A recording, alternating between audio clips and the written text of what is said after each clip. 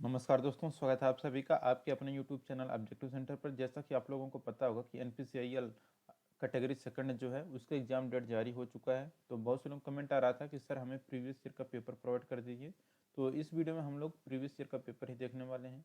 यहाँ पर देख सकते हैं आप लोग, ये हमारा जो है पेपर फर्स्ट है। यहाँ पर देख सकते हैं प्रश्न पत्र पहला, प्रारंभिक परीक्षा प्रिलिमिनरी टेस्ट जो है ये हमारा पेपर सेट ए है। ठीक, रोल नंबर यहाँ पर आपको अपना भरना रहता है। ये हमारा जो पेपर है दोस्तों, ये हम आपको बता देते हैं। ये जो पेपर हुआ था, ये पेपर हुआ था 11/6/2019 को। तो 11/6/2019 का ये हमारा ऑफिशियल पेपर है। ठीक, तो 11/6/19 का ये हमारा पेपर है। इसमें जो आपको समय प्रोवाइड किया गया था वह 1 घंटे का समय प्रोवाइड किया गया था और अधिकतम अंक ये आपका 150 नंबर का था। ठीक, तो और इसमें कुल नंबर ऑफ क्वेश्चन जो थे वह आपके 50 क्वेश्चन थे, जिसमें से मैथ के यहाँ पर 20 क्वेश्चन थे, साइंस के यहाँ पर 20 क्वेश्चन थे और जनरल अवेयरनेस के यहाँ पर 10 क्वेश्चन थे। ठीक, तो ये हो गया। और यहाँ पर देख सकते हैं कि सभी प्रश्नों के अंक बराबर हैं। प्रत्येक प्रश्न जो है 3-3 नंबर के हैं। तो एक क्वेश्चन अगर आपका सही होगा तो आपको 3 नंबर दिया जाएगा। अगर एक क्वेश्चन आपका गलत होता है तो 1 अंक आपका काट लिया जाएगा। ठीक, तो ये तो इसके एग्जाम पैटर्न के बारे में हो गया। आइए हम लोग इसको सॉल्व भी कर लेते हैं। तो यहाँ पर सबसे पहले हम लोग मैथ को सॉल्व कर लेते हैं। तो यहाँ पर दोस्तों, यहाँ पर आप लोग देख सकते हैं, यहाँ पर ये हमारा हो गया। जैसे यहाँ पर देख सकते हैं preliminary paper for the maintainer ITI technician category second STTM. तो आईटीआई वालों के लिए हमारा पेपर, ये हमारा मैथमेटिक्स का पेपर है। इसमें कह रहा है कि क्वेश्चन नंबर पहला कह रहे हैं कि आइडेंटिफाई द प्राइम नंबर है, यानी कि अभाज्य संख्या की पहचान करें। तो जो अभाज्य संख्या वही आपको चूज करना है इसमें।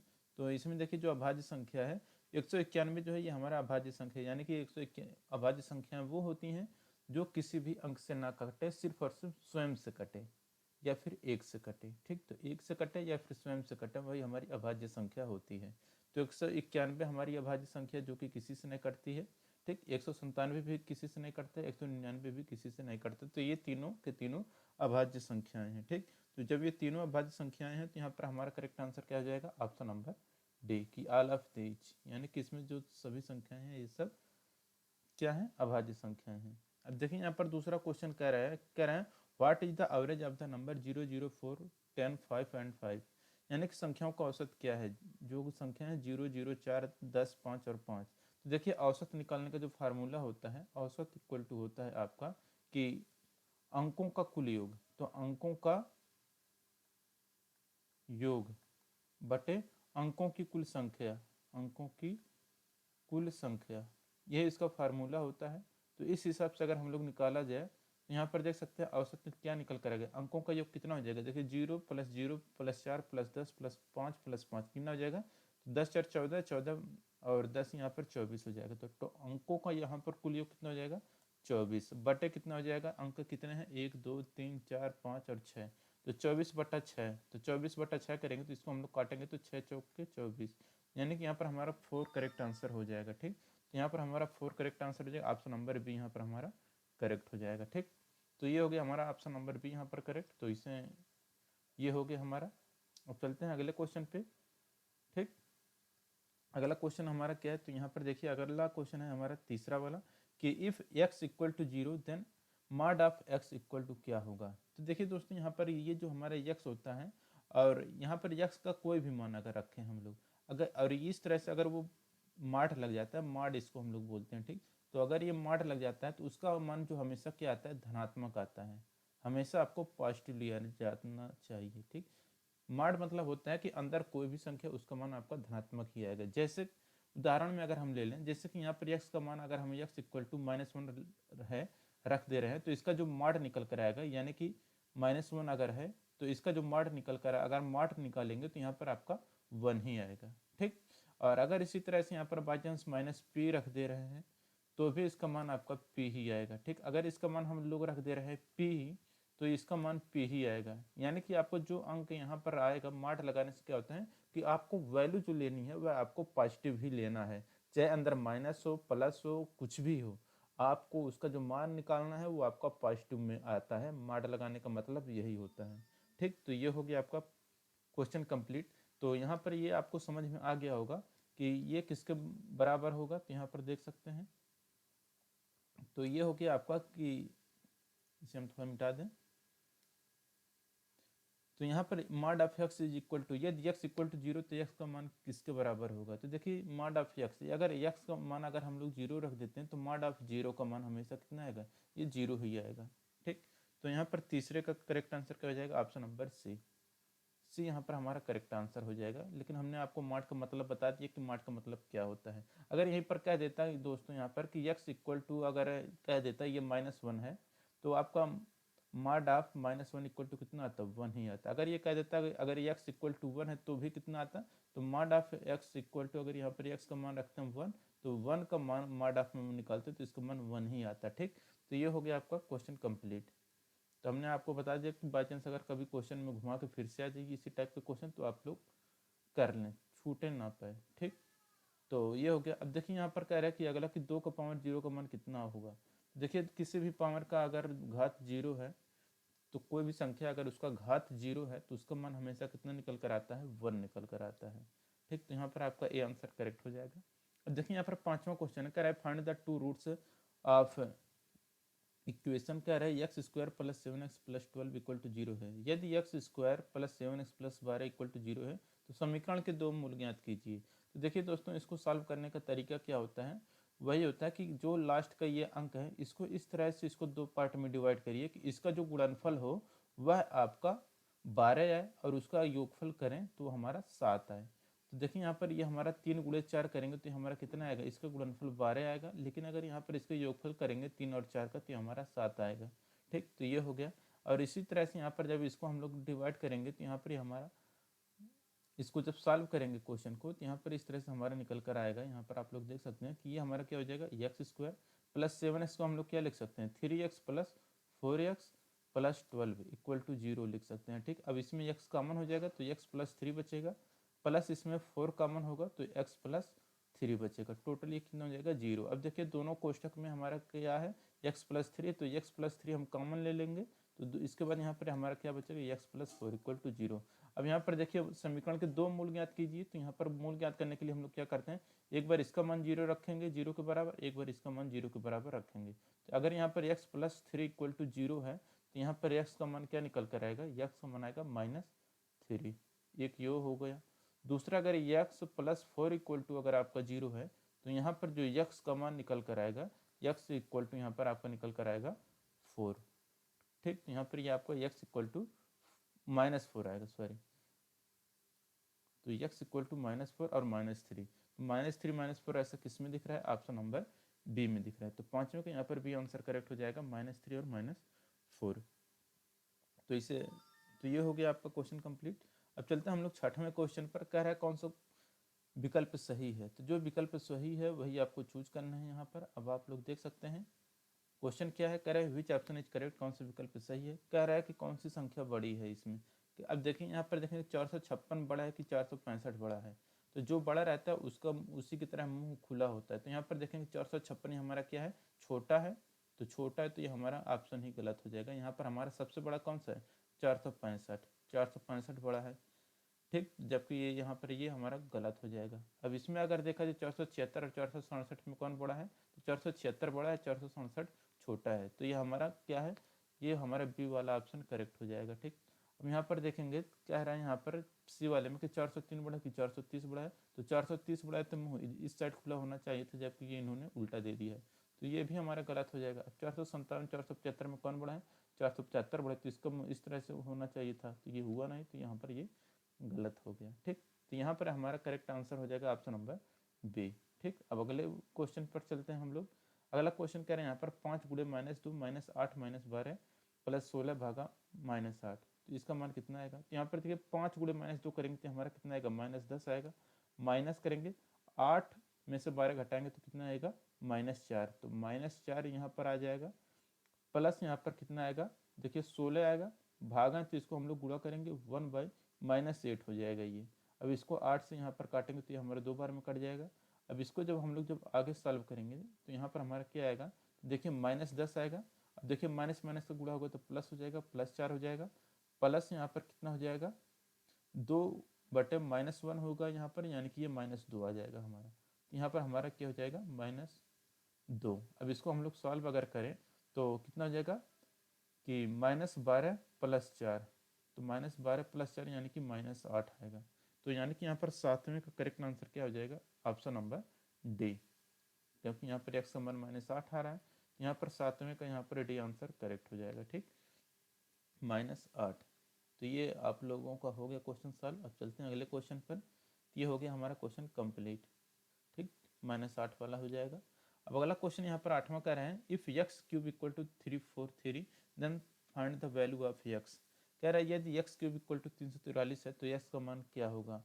तो दोस्तों हम आपको बता दे रहे हैं, यहाँ पर सबसे पहले देखेंगे तो ये 3 जो किसका आता है, तो 3 3 9 27 का आता है। ठीक, तो 3 का क्यूब 27 आता है, 4 का क्यूब जो रहता है वो हमारा कितना आता है, 4 चौका 16, चौको 64 रहता है।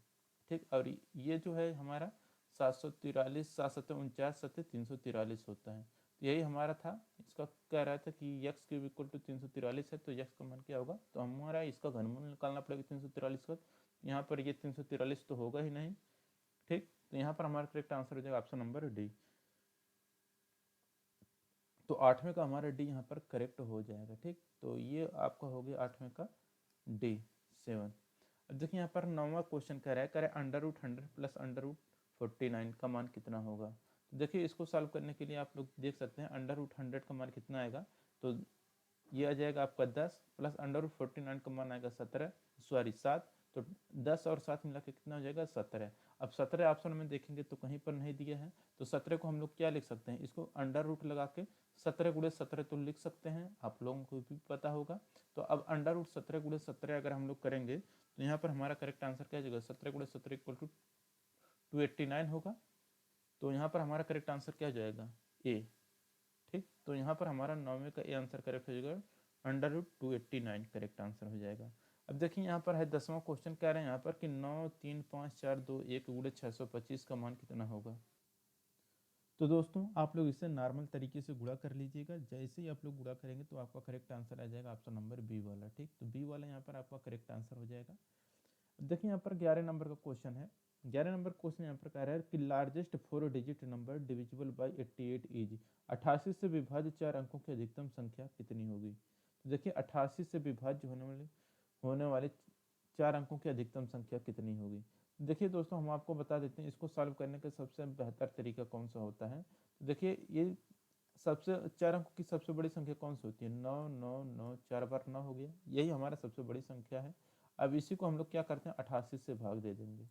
88 से जब आप लोग, तो यहाँ पर जब हम लोग 9999 को 88 से जब भाग देंगे तो यहाँ पर देखिए क्या होगा, तो 9999 से जब हम लोग भाग देंगे तो 88 का एक बार में जाएगा ये, तो 88 करना कितना हो जाएगा 88, बचेगा कितना 11।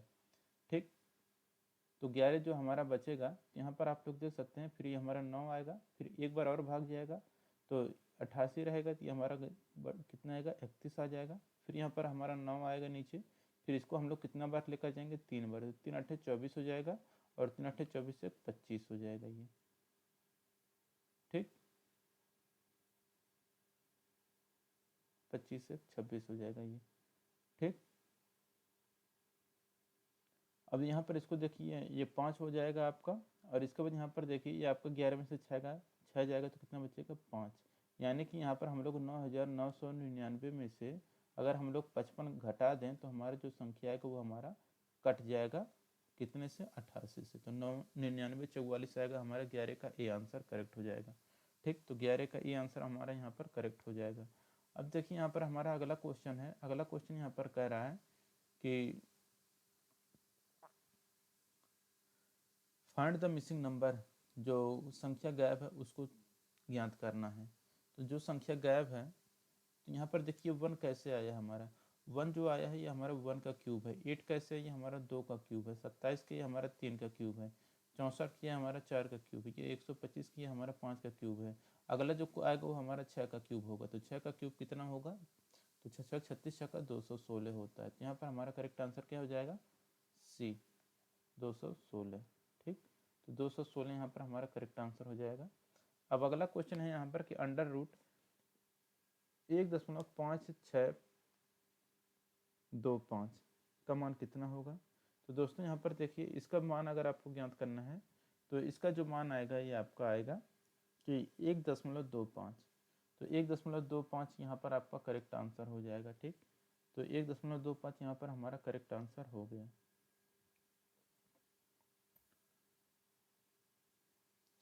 अब देखिए यहाँ पर हमारा करेक्ट आंसर क्या है, हो गया 1.25। 14 नंबर क्वेश्चन है, यदि पी का power X equal to Q का power Y equal to R का पावर जेड, तो P by Q by P equal to are by Q, then 2z अपन एक्स प्लस जेड का मान क्या होगा। तो देखिए दोस्तों, इसको सॉल्व करना है तो इसको जो ये आपका दिया है पी का पावर एक्स, यहाँ पर पी का power X equal to Q का power Y equal to R का पावर जेड दिया है, इसको बराबर हम के मान ले रहे हैं।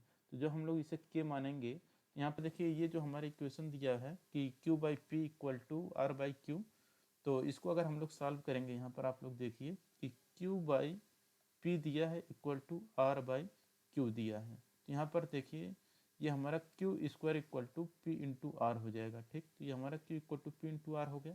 अब यहाँ पर हम लोग पूरा मान रख दे रहे हैं, क्यू का मान रखेंगे तो यहाँ पर हमारा क्या आएगा, क्यू का मान यहाँ पर रखेंगे के का पावर 1 बाई वाई आएगा, और यहाँ पर देखिए स्क्वायर है तो यहाँ पर हमारा क्या हो जाएगा, यानी कि के का पावर 2 बाई वाई हो जाएगा। जब इसको हम लोग स्क्वायर करेंगे 1 बाई वाई का, ये यहाँ पर हम आपको थोड़ा डिटेल में बता दें, यहाँ पर देखिए क्यू का मान यहाँ पर हम लोग रखेंगे तो कितना आएगा, के का पावर 1 बाई वाई आएगा। अब इसका जब हम लोग स्क्वायर करेंगे, ठीक, तो ये स्क्वायर कर दिए। पी का मान कितना है, के का power 1 by x into r का मान कितना है, के का पावर 1 बाई जेड है। ठीक, तो ये हो गया आपका। अब देखिए यहाँ पर के का पावर 1 बाई वाई का स्क्वायर जब होगा तो ये हमारा क्या हो जाएगा, के का पावर 2 बाई वाई हो जाएगा। ठीक, के का पावर 2 बाई वाई। देखिए यहाँ पर है के का पावर 1 बाई एक्स इंटू के का पावर 1 बाई वाई, तो यहाँ पर क्या हो जाएगा आपका के का power 1 by x plus 1 by Z. ठीक, अब देखिए ये तो हो गया आपका पूरा कंप्लीट। अब देखिए यहाँ पर घातों की तुलना कर लीजिए, क्योंकि यहाँ पर जब घातों की आप लोग तुलना करेंगे, यहाँ पर देखिए हमारा जो अगला इक्वेशन बनकर आएगा वो आएगा हमारा 2 by y equal to 1 by x plus 1 by Z.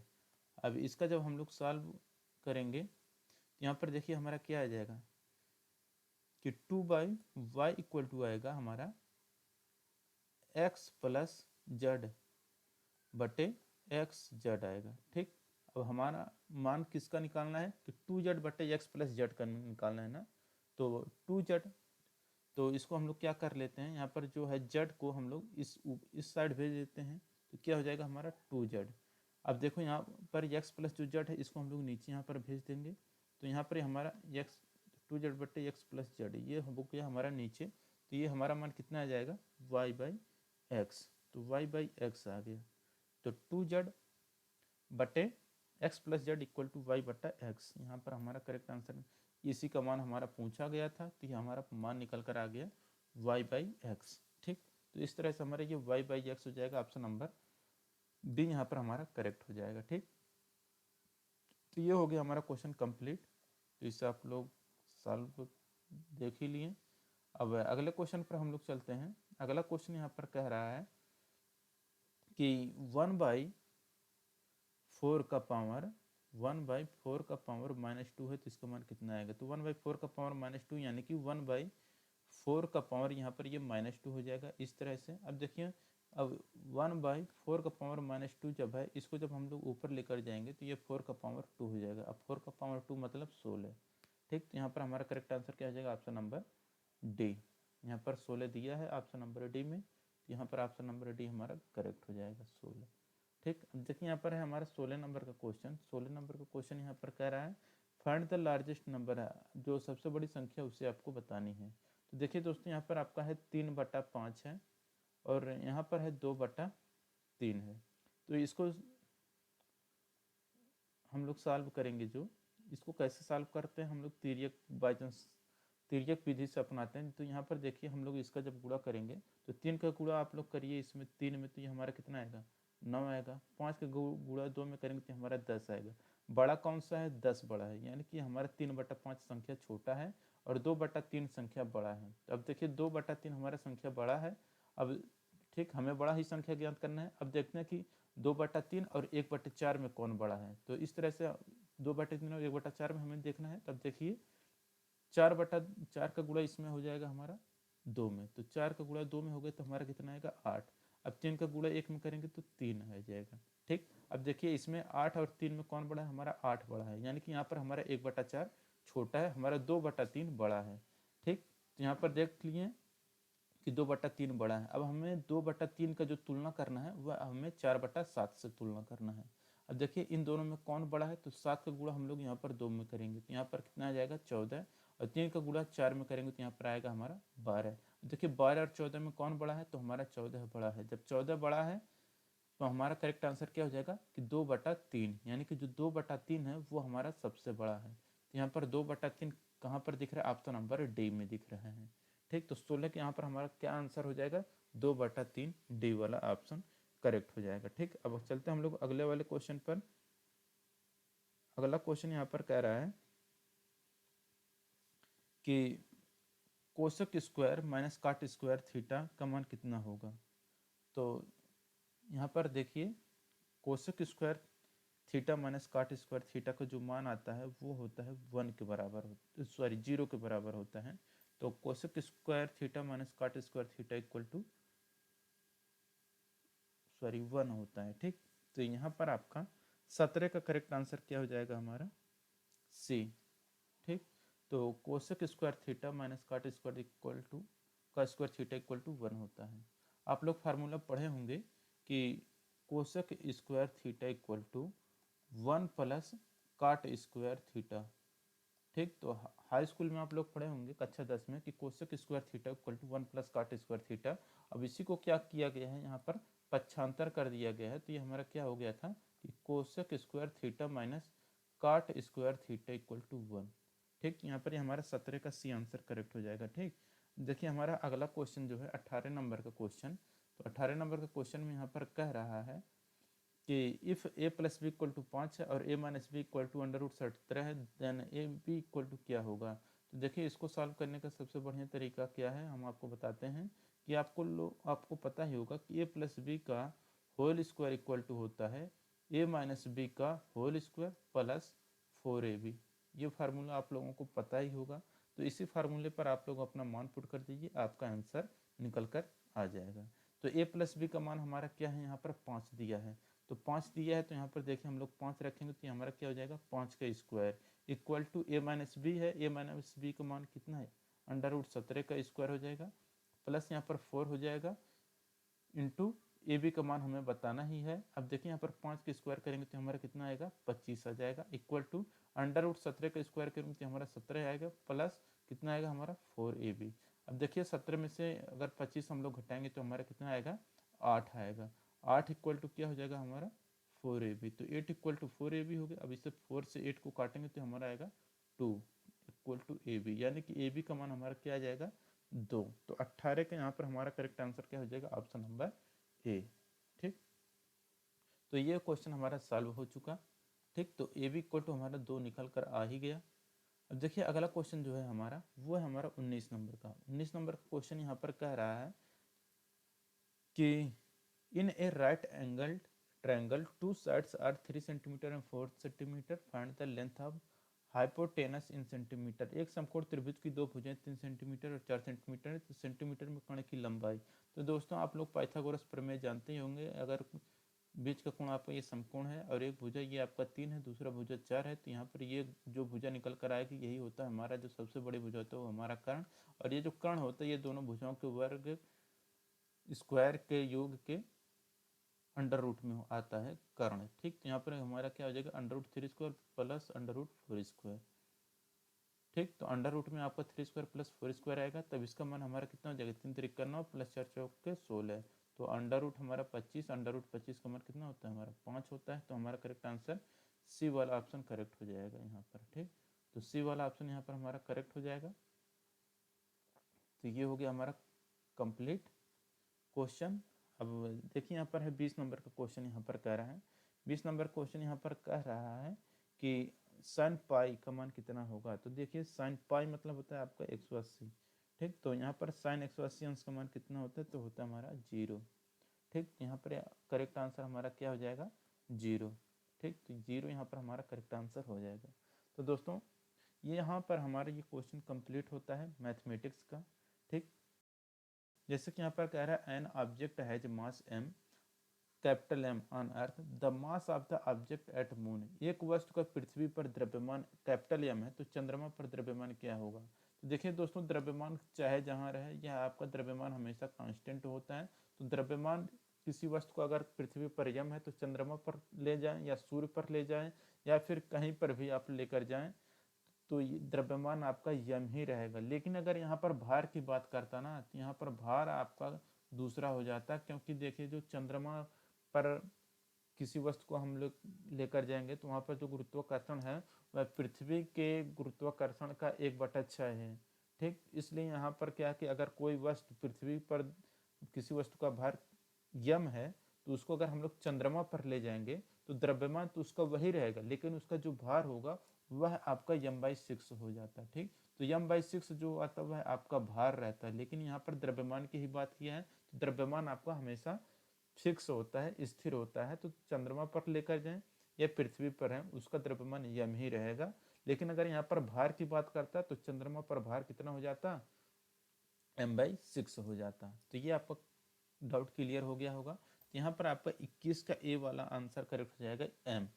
ठीक, यम हो गया। अगर यहीं पर द्रव्यमान की जगह पर यहाँ पर जो आपका द्रव्यमान दिया है, द्रव्यमान की जगह पर आपका अगर यहाँ पर भार दिया रहता तो आपका m/6 वाला सही हो जाता। ठीक, तो ये हो गया आपका क्वेश्चन कंप्लीट। अब चलते हैं अगले क्वेश्चन पर। अगला क्वेश्चन यहाँ पर कह रहा है कि the most abundant gas found in atmospheric is, वायुमंडल में सबसे अधिक मात्रा में कौन सी गैस पाई जाती है। तो देखिए वायुमंडल में जो सबसे अधिक मात्रा में पाई जाती है गैस है वो रहता है हमारा नाइट्रोजन। ठीक, यहाँ पर हमारा नाइट्रोजन करेक्ट आंसर हो जाएगा। ठीक, तो 22 के यहाँ पर हमारा सी आंसर करेक्ट हो जाएगा। 23 नंबर क्वेश्चन है which metal remains liquid at normal ambient temperature, कौन सी धातु परिवेश के सामान्य तापमान पर तरल अवस्था में होती है।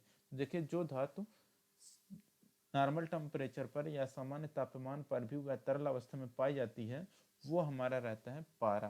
पारा धातु ऐसा है जो कि सामान्य तापमान पर ये तरल अवस्था में पाई जाती है। ठीक, अब देखिए यहाँ पर है हमारा 24 नंबर का क्वेश्चन। 24 नंबर क्वेश्चन यहाँ पर कह रहा है which among the following is an acid, इनमें से कौन सा एक अम्ल। अम्ल की बात किया है तो आपको भी पता होगा कि यहाँ पर जो हमारा हाइड्रोक्लोरिक अम्ल HCl जो है ये हमारा हाइड्रोक्लोरिक अम्ल होता है। NaCl क्या है, तो ये हमारा लवण होता है।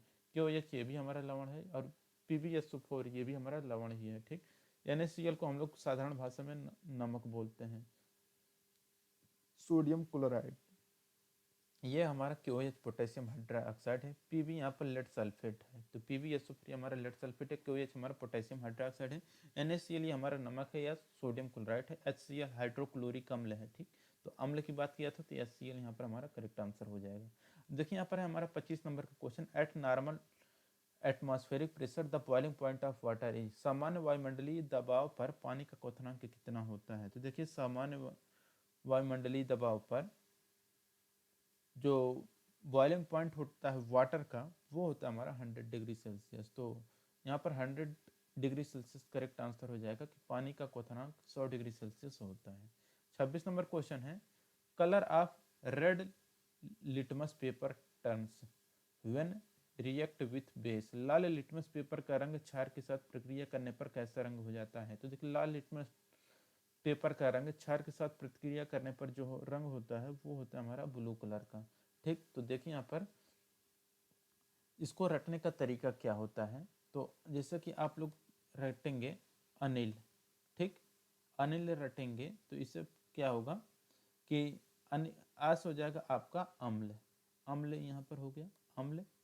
ठीक, निस हो जाएगा आपका नीला, लास हो जाएगा यहाँ पर लाल। ठीक, तो यहाँ पर देखिए अम्ल क्या करता है, नीले लिटमस पेपर को लाल कर देता है। ठीक, तो ये हो गया आपका कि अम्ल जो होता है नीले लिटमस पेपर को लाल कर देता है। ठीक, और इसी तरह से आप एक और रट लेंगे छलनी, छलनी आप इसे रट लेंगे अनिल और छलनी। अब छलनी से क्या हो जाएगा, ये अच्छा से हो जाएगा आपका क्षार, ला से हो जाएगा आपका लाल, निस हो जाएगा आपका नीला। ठीक, तो आपका क्या हो जाएगा, जो क्षार होता है वह क्या करता है लाल लिटमस पेपर को नीला करता है। ठीक, तो आपको क्वेश्चन जो पूछा गया था वह पूछा गया था कि लाल लिटमस पेपर को पेपर का रंग क्षार के साथ प्रतिक्रिया करने पर क्या होगा। तो देखिए, तो यहाँ पर क्षार वाला यहाँ पर पूछा गया, तो क्षार क्या होता है कि जो लाल लिटमस होता है वो हमारा नीला हो जाता है। तो नीला यहाँ पर 26 का हमारा ए आंसर करेक्ट हो जाएगा। ठीक, 27 नंबर का क्वेश्चन है यहाँ पर। 27 नंबर का क्वेश्चन यहाँ पर कह रहा है कि at which degree Celsius water attains maximum density, कितने डिग्री सेल्सियस पर पानी अधिकतम घनत्व प्राप्त करता है। तो देखिए, जितने डिग्री सेल्सियस पर पानी का घनत्व अधिकतम होता है वो होता है हमारा 4 डिग्री सेल्सियस। तो 4 डिग्री सेल्सियस पर पानी का घनत्व जो होता है वह सबसे ज़्यादा होता है। ठीक, घनत्व की बात करेगा तो यहाँ पर 4 डिग्री सेल्सियस पर ही हमारा घनत्व पानी का ज़्यादा होता है। लेकिन अगर यहीं पर आयतन की बात करते हैं दोस्तों, तो देखिए आयतन जो होता है 4 डिग्री सेल्सियस पर सबसे कम होता है। ठीक, तो 4 डिग्री सेल्सियस पर आयतन सबसे कम, जो घनत्व होता है 4 डिग्री सेल्सियस पर वह सबसे ज़्यादा होता है। ठीक, तो 4 डिग्री सेल्सियस पर घनत्व की बात करेगा तो सबसे ज़्यादा, आयतन की बात करता तो सबसे कम होता है 4 डिग्री सेल्सियस पर ही। ठीक, तो ये हो गया आपका क्वेश्चन कंप्लीट। 28 नंबर का क्वेश्चन कह रहा है कि इलेक्ट्रॉन्स कैरी चार्ज, इलेक्ट्रॉनों में चार्ज कितना कौन सा होता है। तो देखिए, इलेक्ट्रॉन जो होते हैं वो हमारा ऋणावेशित होता है। ठीक, तो इलेक्ट्रॉन क्या होते हैं, हमारा ऋणावेशित होता है। तो यहाँ पर हमारा सी आंसर करेक्ट हो जाएगा, 28 का सी आंसर। ठीक, और देखिए जो हमारा प्रोटॉन होता है उस पर हमारा प्रोटॉन जो रहता है ये हमारा धनावेशित होता है, और जो न्यूट्रॉन रहता है ये हमारा उदासीन होता है या शून्य होता है। ठीक, तो ये हो गया आपका क्वेश्चन भी कंप्लीट। और नेगेटिव जो होता है ये हमारा इलेक्ट्रॉन पर होता है। तो 28 की यहाँ पर सी आंसर करेक्ट हो गया। अगला क्वेश्चन यहाँ पर कह रहा है 29 नंबर का कि which of the following contains maximum number of atom, निम्नलिखित में से किसमें अधिकतम संख्या में परमाणु मौजूद रहेगा। तो देखिए, इसमें जो परमाणु मौजूद रहेगा तो वो हमारा परमाणु कैसे निकाला जाता है, जो सबसे ज़्यादा रहेंगे तो अणुभार जिसका ज़्यादा होगा, ठीक, तो उसी में क्या होगा, उसमें तो जिसका अणुभार कम होगा। देखिए यहाँ पर सबका क्या है कि द्रव्यमान समान है, तो अगर आपका द्रव्यमान समान है तो जिसका क्या है कि परमाणु क्रमांक सॉरी जिसका अणुभार कम आएगा उसमें क्या होंगे, ज़्यादा होंगे। आप ऐसे इस तरह से समझ सकते हैं, जैसे कि ये बॉक्स है, कोई भी चीज़ है, जैसे कि आपका 18 ग्राम आपका H2O है, 18 ही ग्राम आपका O2 है। ठीक, 18 ग्राम ही आपका CO2 है और 18 ग्राम ही आपका CH4 है। तो H2O के यहाँ पर अणुभार अगर हम लोग निकालेंगे तो कितना आएगा हमारा, तो 8 तो 16, 16 दो 18 आएगा। ठीक, इसी तरह से ऑक्सीजन का निकालेंगे तो यहाँ पर हमारा आएगा 32, CO2 का निकालेंगे तो ये हमारा कितना आएगा, 16 दूना 32 और 32 12 आएगा हमारा 44 आ जाएगा। ठीक, और इसी तरह से यहाँ पर CH4 का निकालेंगे तो यहाँ पर 6 से 12 यानी कि तो हमारा कितना यहाँ पर आएगा, तो ये हमारा आ जाएगा 16, तो 6 से 12 होता है 12 और 4 16 हो जाएगा। अब यहाँ पर देखिए कह रहा है, अब यहाँ पर एक तरह से ही समझ सकते हैं, तो सबसे कम हमारा कौन सा है, 16, तो जिसका अणुभार कम होगा वो हमारा क्या होगा, उसमें ज़्यादा परमाणु रहेंगे। क्यों, क्योंकि हमारा जैसे कि यहाँ पर 18 ग्राम है, ये भी 18 ग्राम ये भी है, 18 ग्राम CO2 भी, 18 ग्राम CH4 भी है। तो यहाँ पर साइज देखेंगे तो अगर जैसे कि यहाँ पर 18 है तो सबसे छोट छोट यहाँ पर छोट छोट परमाणु रहेंगे। ठीक, यहाँ पर छोट छोट रहेंगे तो यहाँ पर इनकी संख्या क्या होगी, ज़्यादा आएगी। ठीक, और यहाँ पर देखेंगे तो इससे बड़ा किस, इससे ज़्यादा किस में आएंगे, इस मतलब इससे कण जो है इससे थोड़ा सा बड़ा कण इसमें आएगा। ठीक, ठीक, तो इस यानी कि इसमें संख्या थोड़ा सा कम आएगा 16 वाले की अपेक्षा, और इससे ज़्यादा बड़ा साइज किसका होगा, 32 वाले का होगा, और सबसे बड़ा साइज किसका होगा, इस 44 वाले का होगा। तो अब देखेंगे तो यहाँ पर उतने ही जगह में ये छोटा वाला जो है जिसका अणुभार कम है वो ज़्यादा मात्रा में आएंगे, और जिसका अणुभार ज़्यादा रहेगा वो कम मात्रा में आएंगे, क्योंकि हमारा जो वेट है माने कि द्रव्यमान है वो हमारा सेम है। तो सेम रहने पर क्या होता है कि जिसका अणुभार कम होगा उसकी संख्या क्या होगी, ज़्यादा होगी समान आयतन में। ठीक, या समान भार में। ठीक, तो ये हो गया आपका क्वेश्चन कंप्लीट। तो आप लोगों को हमें आशा कि आप लोग समझ गए होंगे।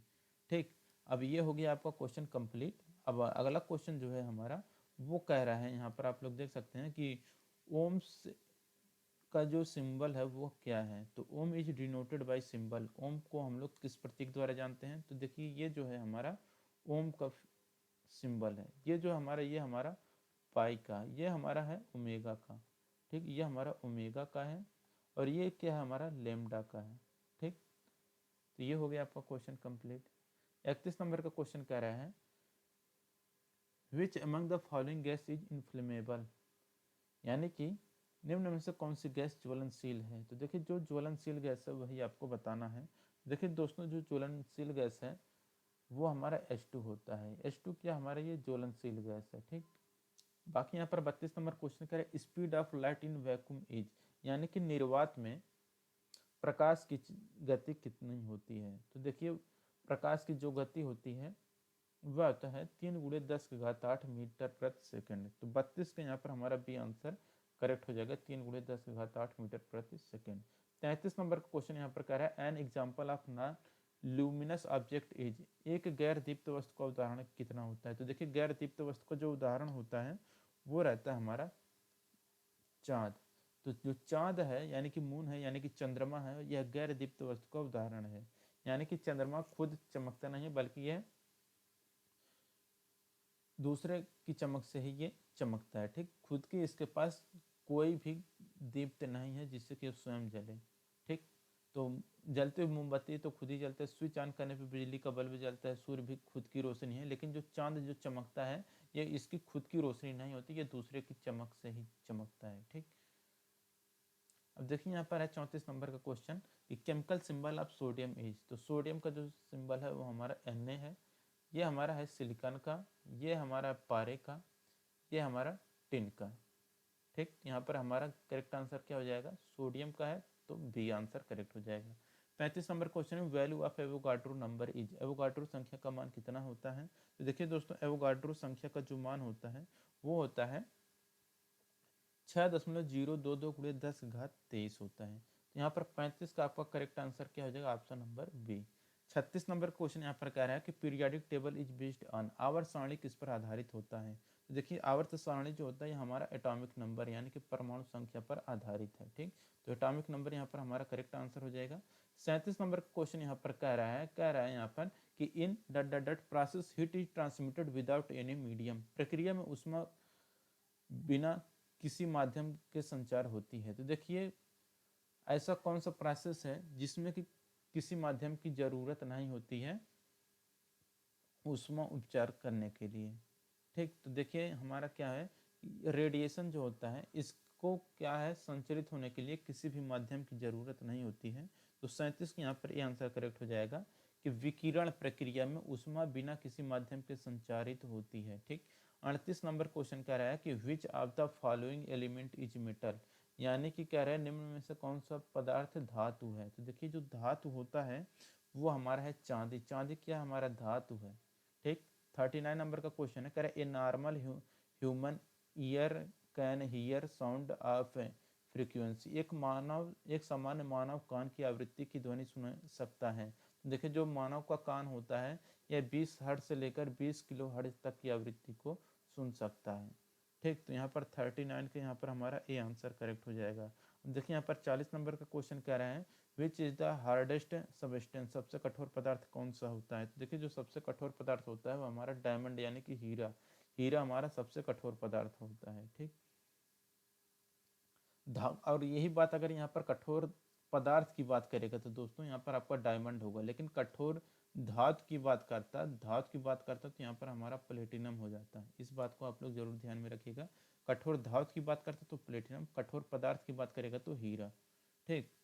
देखिए जनरल अवेयरनेस है, कह रहा है कि अंडर पीएम किसान scheme the eligible farmer will get earlier income support of rupees, PM किसान योजना के तहत जो कि किसानों को कितने रुपये वार्षिक आय की सहायता मिलेगी। तो ये हमारा जो क्वेश्चन है इसमें आपको पता ही होगा कि 6,000 रुपये पर ईयर मिलता है वार्षिक, ठीक। 42 नंबर क्वेश्चन है which bank is not in the part of bank merger process, कौन सा बैंक विलय प्रक्रिया में शामिल नहीं है। तो देखिए विजया बैंक, देना बैंक और बैंक ऑफ बड़ौदा ये तीनों आपस में विलय हो चुके हैं, ठीक। इलाहाबाद बैंक आपका विलय नहीं हुआ था, ठीक। तो विलय प्रक्रिया में नहीं था। तो यहाँ पर ये तीनों बैंक आपस में मर्ज हो चुके थे। यहाँ पर हमारा करेक्ट आंसर क्या हो जाएगा, 42 का डी। ठीक, तो 42 का डी यहाँ पर हमारा करेक्ट आंसर हो जाएगा। देखिए 43 नंबर का क्वेश्चन है कि which river finally falls into Arabian Sea, कौन सी नदी अंत में अरब सागर में गिरती है। तो देखिए जो अंत में अरब सागर में गिरती है वो हमारा है ताप्ती। ठीक, तो अरब सागर में जो गिरती है वह हमारा ताप्ती नदी है। ठीक, अब देखिए यहाँ पर अगला क्वेश्चन जो है हमारा 44 नंबर का कि saffron colour is our national flag represents, हमारे राष्ट्रीय ध्वज में केसरिया रंग किसका प्रतिनिधित्व करता है। तो देखिए जो यहाँ पर हमारा केसरिया रंग होता है ये हमारा बताता है शक्ति और साहस को, स्ट्रेंथ एंड कवरेज का यहाँ पर बताता है। देखिए यहाँ पर 45 नंबर क्वेश्चन है कि Shri dot dot dot is the current minister of home affairs of India, कि भारत में वर्तमान गृह मंत्री कौन है। तो दोस्तों यहाँ पर ये जो क्वेश्चन आपका पूछा गया था, ठीक, कि उस समय की भारत के वर्तमान गृह मंत्री कौन है। तो देखिए जो वर्तमान गृह मंत्री थे वह हमारा अमित शाह हैं, जो क्वेश्चन पूछा गया था। ठीक, तो अमित शाह आपका करेक्ट आंसर हो जाएगा यहाँ पर, अमित शाह। देखिए commodore is one of the rank of the Indian, commodore भारतीय डट डट किस में एक रैंक है। तो देखिए जो कमाडोर है ये हमारा रैंक है नौसेना का, तो नौसेना यहाँ पर हमारा करेक्ट आंसर हो जाएगा। 47 नंबर का क्वेश्चन यहाँ पर कह रहा है कि इक्वेटर पासेज ओवर, भूमध्य रेखा किसके ऊपर से गुजरती है। तो देखिए जो भूमध्य रेखा है ये हमारा गुजरता है इंडोनेशिया से, तो इंडोनेशिया के ऊपर से गुजरती है भूमध्य रेखा। Smallest bone is situated in humans, मानव के शरीर में सबसे छोटी हड्डी कहाँ पर स्थित होती है। देखिए मानव में सबसे छोटी जो हड्डी होती है वह हमारे कान की हड्डी होती है, जो कि हमारा स्टेपीज कहलाती है। तो कान की हड्डी जो स्टेपीज होती है, स्टेपीज या स्टेपीज, तो या स्टेपीज या स्टेपीज, इसी ये कान की हड्डी होती है जो कि मानव में उपस्थित सबसे छोटी हड्डी होती है। तो 48 यहाँ पर आपका सी आंसर करेक्ट हो जाएगा। 49 नंबर क्वेश्चन है कि IPL 2019 का विनिंग टीम या विनर कौन है, या विजेता टीम कौन सी थी IPL 2019 की। ये उस समय जो थी ये हमारा MI था। ठीक, 50 नंबर क्वेश्चन है कि a candidate must be minimum that year of age to contest election for president of India, भारत के राष्ट्रपति पद के चुनाव लड़ने के लिए उम्मीदवार की न्यूनतम आयु कितने वर्ष होनी चाहिए।